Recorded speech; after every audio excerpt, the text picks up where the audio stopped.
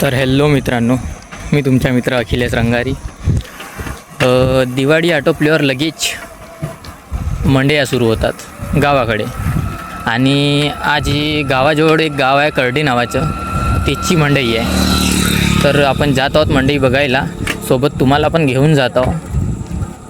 मंडई म्हणजे नेमकं का होतं हे तुम्हाला कळते की नाही तर माहिती नाही, पण मी तरी पण समजावून सांगतो तुम्हाला की नेमकं काय होते थोडक्यामध्ये.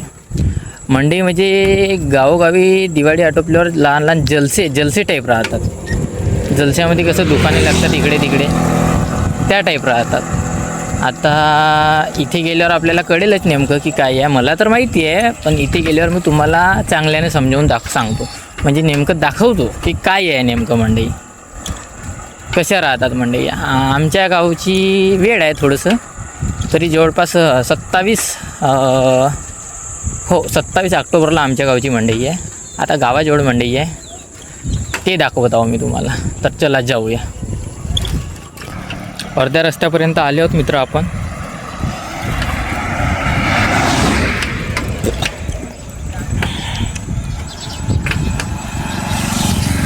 लगेच थोडीशी दूर गेलो की आली आपली मंजिल. रस्त्यामध्ये आहोत आपण. तर फायनली मित्रांनो आपण मंडईमध्ये आलो. चला दाखवतो तुम्हाला मी नजारा कसा आहे. तर नाटकसुद्धा राहते. तर नजारा कसा आहे का आहे सगळा पाहून घ्या तुम्ही, दाखवतो मी तुम्हाला. चला.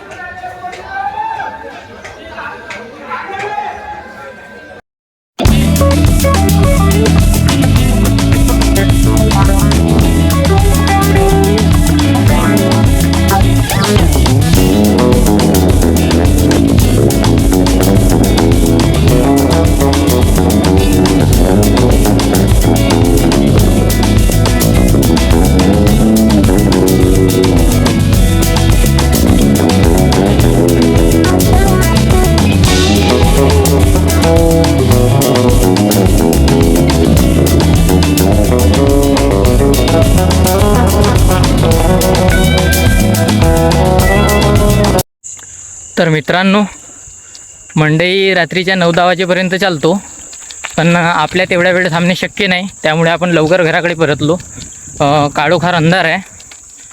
तरी आपण आपल्या घराकडे आता जात आहोत आपल्या वाहनाने. आपला वाहन तर तुम्हाला माहितीच आहे.